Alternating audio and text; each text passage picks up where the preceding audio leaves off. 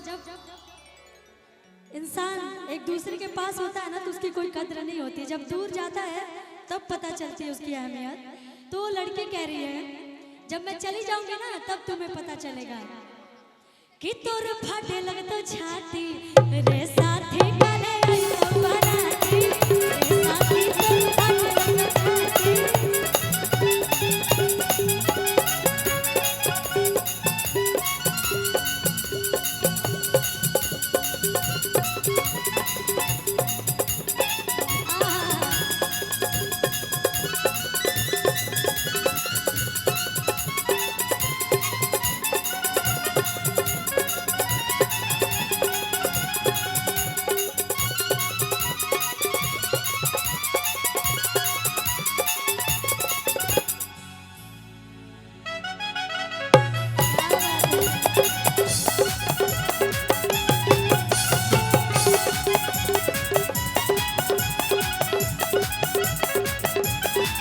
तोर फाटे लग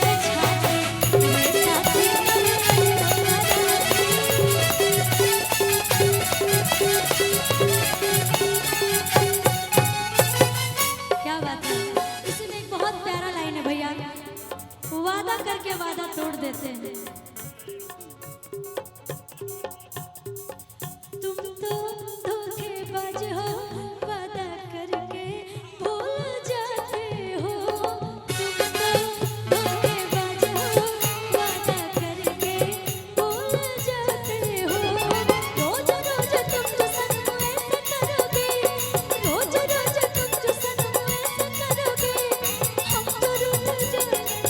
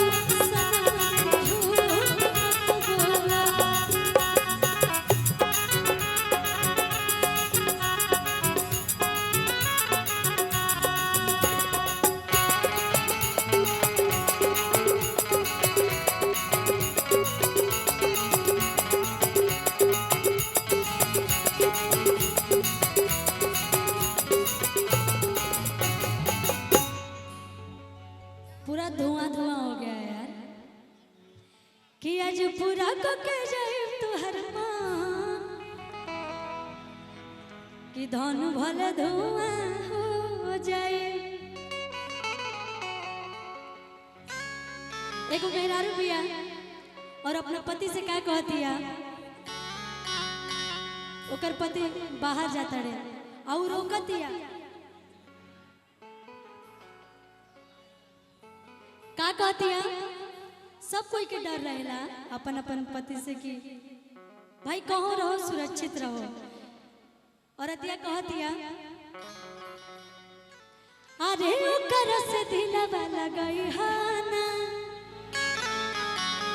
आ मिले लगोलाई त जई हा